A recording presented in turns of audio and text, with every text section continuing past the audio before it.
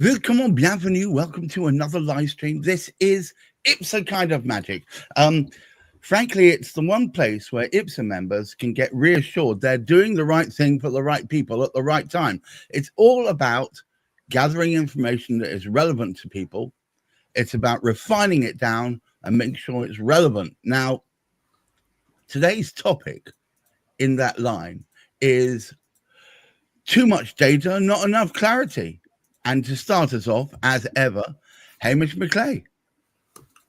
Good afternoon to all. Good afternoon to all. And as we get faster and faster down the route, it seems, the closer we get to Christmas, I think there's some kind of mathematical equation which I've forgotten from my youth when I was learning about mathematics. The closer you get to Christmas, it just seems the faster time goes. Not much time now for those of us who are wanting to move into our houses before Christmas. But it's almost about that particular type of topic that I actually sort of speak, or we're going to discuss this morning. We sometimes sort of forget in this world of conveyancing that we're in an isolated position, or we're just working in one particular direction. However, the speed and the pace of everything in the conveyancing world is something which isn't quite as good as desired for several reasons. And one of those is to do with communication. What we need to try and do is remember we are working with a supplier who's providing us with information or from whom we can gain information, and we need to pass information on then, and it could be for 3 or 4 different people. And we need to know what we're passing on is correct. So first of all, it does need that sort of double check. We can't just copy and paste it in. We need to take the time looking at it.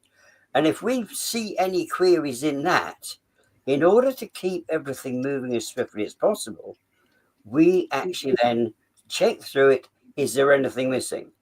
And I mean, Jack is an ideal person here. I dread to think how many searches you've been through in your lifetime spent in conveyancing. Wow. So, Jackie, it's crazy the amount of data you can dig up, but the problem is when you've got too much, you don't know where to start. I guess that's where you guys come in. Yeah, it is. When I saw what the topic was today, I thought back to when we bought our first house in 1979 when we were young, and the information that was required then was limited, but it didn't take anywhere near as long. And as the thing is, are we now giving too much information to the conveyancer, who has to then check it, make sure that everything there is correct, it's okay, the mortgage lenders need to know that the property is okay, then he's passing it on to the purchaser, who are then going through it and possibly don't understand half the information that's there. So then they're coming back with questions. And is this what's holding up the conveyancing process? Well, the answer to that is yes. Sometimes it's not your local search, it's your enviro, your water, etc., that are throwing up information that's not needed, or is a duplicate of what we're producing. So therefore, you've got to look at the information that's in the local search. And one of the biggest things that there's too much information is the planning side, because we are supposed to reveal as far back as the land charges register goes to. Some go back to 1947. Well, we're coming up on nearly 100 years on that. We're not so far off. Some only go back to 77 when the land charges rules come in. Now, the thing is, if you're going back to 1977, which again is a long, long, long time, it's nearly going on for 50 years, there's information in there that you don't need, because what was there before is, one, no longer relevant. It's gone. The building's gone. The mill that was there has been knocked down and rebuilt. The mine that was there, such as Orgreave in Rotherham, you will get the information that was to do with the mine. You don't want that. You want what's relevant to the property you're buying. And the land registry is also putting that information onto their records. And do we need it? Do we need to know that next door built an extension in 1983? No, we don't. We want to know what's happening now. We don't want to know what's happening 30 years ago, 40 years ago. So there is too much information for conveyancers to go through. There's too much information for their clients to look at, and this is holding up the process. So therefore, do we need to look at the land charges register and the planning register, that are the two biggest registers we look at? Do they need to be refined? And the answer to that is yes. A personal searcher who has experience will look at that and think, is that really relevant? If it's on the land charges register, yes, you've got to reveal it, but you reveal it in that part of the search.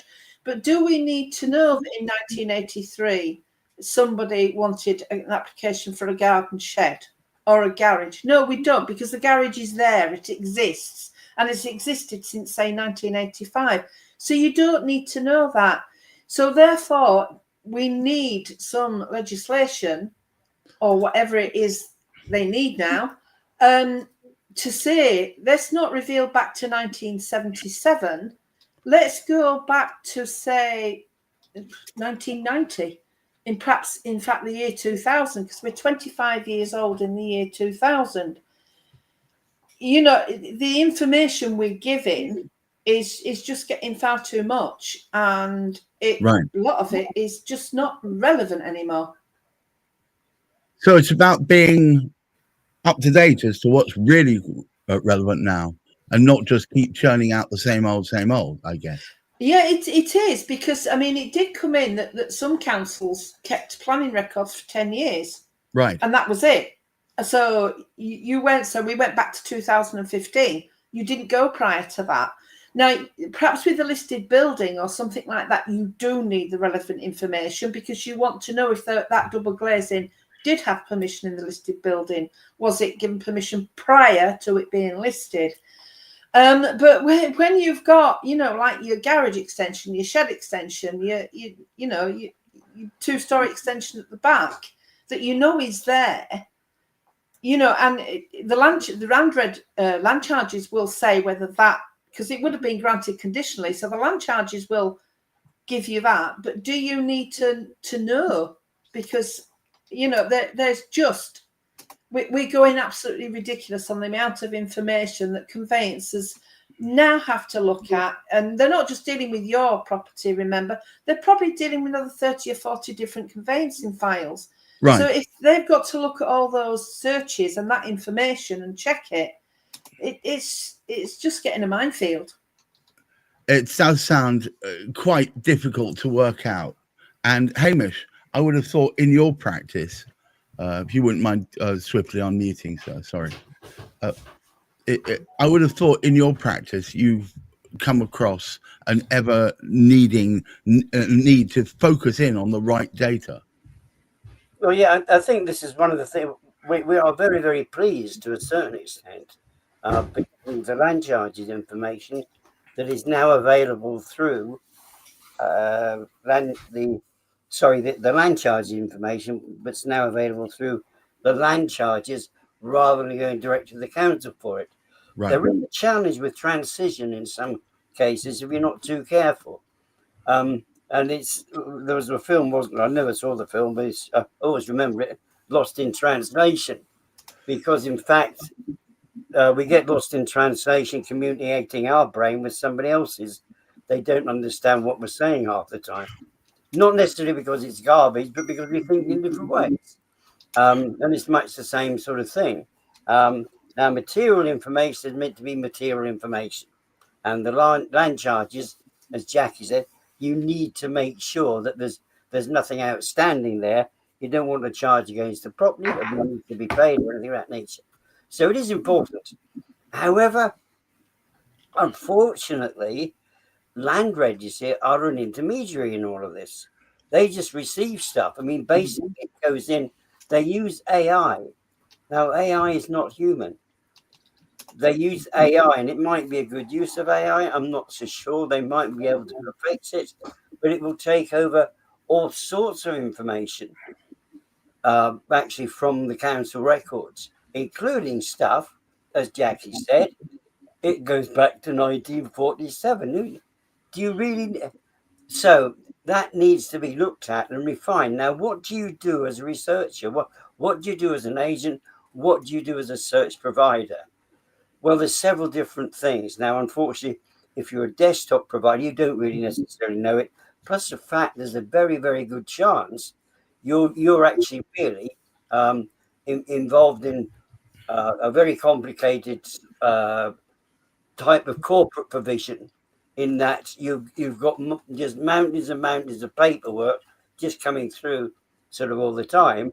And of course, although it comes through like that, it goes like that, because obviously you want to work on the first things first. So it's a deeper particular. So what do? Do you spend the time refining that information to bring it back?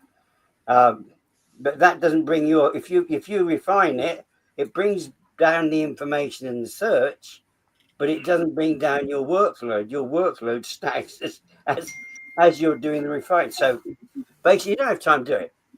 So basically, you whiz that back to the solicitor. Solicitor gets the information. Now, they have to pass that too, because it's owned technically by the buyer or the seller. Normally the buyers, as we sort of speak. But this is changing as well, because it becomes different. Are we working on behalf of the buyer solicitor in their new form and their new material information, or are we acting for the seller solicitor? So it doesn't matter, because they both require the same information to a large extent. So it should be possible to refine the information so it's going to work either way.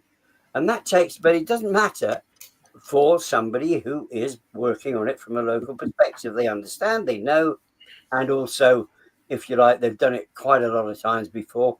So they don't cut and paste. What they actually sort of do is interpret what is required and actually proceed to put that within the sort of search format. So if you like, as a consequence of that, because there's a level of understanding there, the information is transferred to the solicitor looks through it, there will be fewer queries as a consequence. When the solicitor looks, they're looking for less information, and if you like, there will be fewer queries that they need to actually look into. If the procedure has been carried out by somebody who's experienced, somebody who's local. So basically, we've got a double whammy there, which is remarkably good. Also, the information is more likely to be understood. I mean, Jackie's quite right. Unfortunately, the general public, and by that I include me, when I look at a search there, it is just an overwhelming amount of information. Right. Just look at it. What you need to do is to actually produce information that both the solicitor, good for the solicitor, it makes it easier for the solicitor, because the solicitor is communicating, if they get the time, working with the right solicitor, working with the right professional. And if you like, there's a nice flow of information. And where's the work being done? The work is being carried out by the agent. That's an important thing. And one of the things we do bang our drum often about, and I think Jackie, you can concur with this, finding the right information is often down to understanding local knowledge, and we find it time and time again, do we not? Yeah, it is. Local knowledge is it's everything really when it comes down to a search. It's. I mean, I'm going to hark back to my days in the police force before I became a searcher, and local knowledge was important then. Like it's the same thing. There was a burglary, and you look at it and you think, no, who's done that? Because you're local, who's done it. So you go around to see them, you arrest them. Yeah, I did it. Hands up, it was me. Your local knowledge that's why it's best to concentrate on just a few councils rather than loads of councils. That's why I didn't do searches in Shropshire. I didn't do them in Oxford because I just can't go there and do it.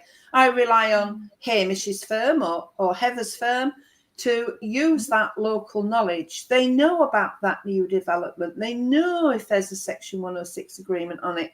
They know if there's a water agreement on it. And as the longer you're in the business, the more you know. You know that silly little things that you just can't get if you're not local. It's so important to have local knowledge. It's like your community bobby you used to have years ago. They know exactly who did the scrumping. They know exactly. And it's the same with the IPSA members. We are local.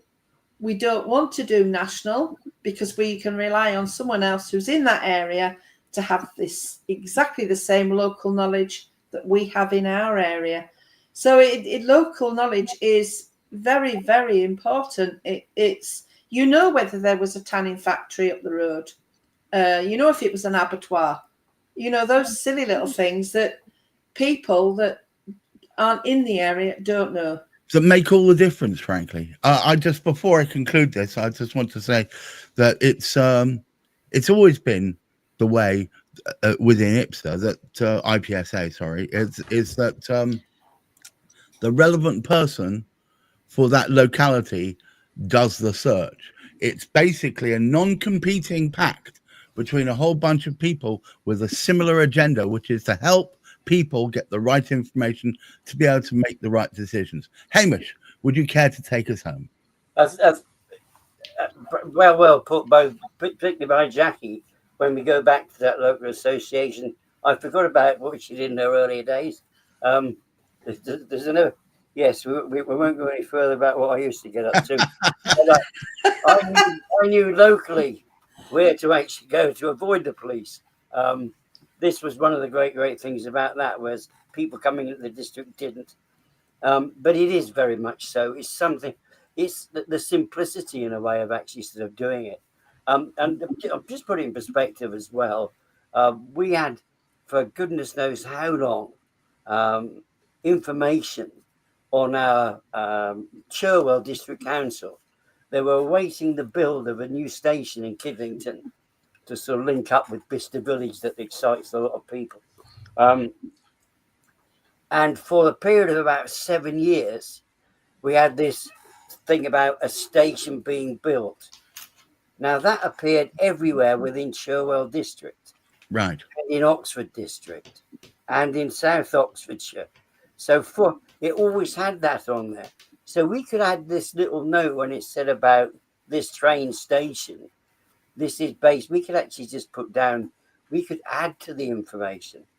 Not do we refine it, but we can actually add to that information to make it more personal, the particular sort of property. If you say, hey, look, that's 7.5 miles away, or that's 12 miles away, it makes a difference to the particular sort of person. Because if you say, and Jackie put the perspective in there, if somebody says, oh, there's a railway station being built, oh, how far away is it?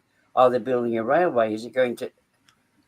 Well, you just pop that little bit of detail in. You saved everybody's time and you've reassured the buyer. And that is the most important thing.